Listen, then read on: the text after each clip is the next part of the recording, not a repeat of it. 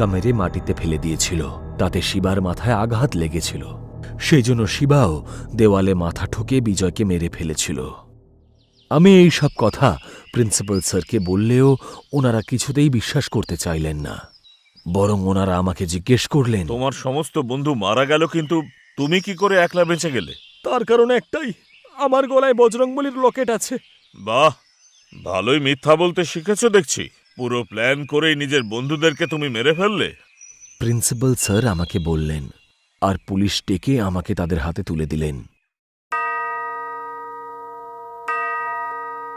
যেভাবে রাজু, চিন্টু আর আব্দুলকে হত্যা করা হয়েছিল সেটা একমাত্র সাইকিক মানুষই করতে পারে। তাই জন্য পুলিশরা ভাবল যে আমি সেই খুনি। সেই জন্য তারা আমাকে পাগলাগারদে আটকে রাখল।